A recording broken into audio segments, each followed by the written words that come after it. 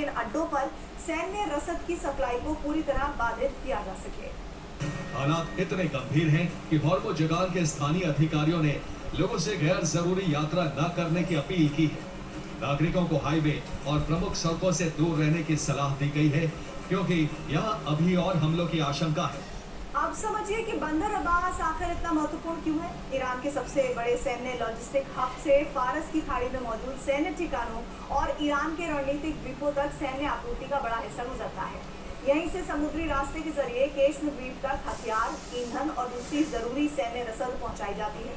बंदर Abbas Hormuz straight के लिए भी जरूरी है। दुनिया के सबसे महत्वपूर्ण समुद्री मार्ग पर दबदबे के लिए बंदर अब्बास से ही ईरान इसकी निगरानी करता है। अब देखिए ईरान का लद्दाख द्वीप, ये भी इसी समुद्री नेटवर्क का हिस्सा है। बंदर अब्बास से यहाँ तक सैन्य आपूर्ति पहुँचती है। अब अगर बंदर अब्बास से जाने वाली रसद और आपूर्ति लगातार बाधित होती है तो इन द्वीपों पर तैनात IRGC की क्षमता पर असर होगा।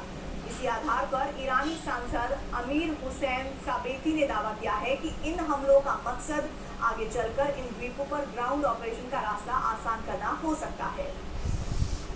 करीब 40 दिन की जंग के बाद पहली बार मध्य ईरान के यज़्द को निशाना बनाया गया। हमला उन पहाड़ियों पर हुआ जहां ईरान के आधुनिक मिसाइल ठिकाने और भूमिगत हथियार भंडार होने की बात कही जाती है।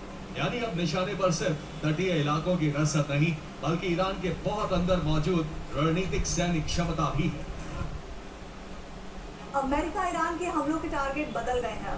जंग में भी मकसद बदल गए हैं, लेकिन एक चीज नहीं बदली। ईरान और अमेरिका के बीच युद्ध के केंद्र, पहला केंद्र है परमाणु, जिस पर अमेरिका और ईरान के अलग अलग दावे, और दूसरा केंद्र है हॉर्मुज़, जहां एक तरफ ईरान ने बारूद बिछा दिया है तो दूसरी तरफ अमेरिका ने सुरक्षा की गारंटी का भ्रम बना रखा है। और इसी बारूदी जाल और भ्रम ने हॉर्मुज़ को डेथ ट्रैप बना दिया है। ऐसा डेथ ट्रैप जहां से पूरी जंग शिफ्ट होती नजर आ रही है। आखिर ऐसा क्यों कहा जा रहा है? जवाब इस रिपोर्ट में देखिए।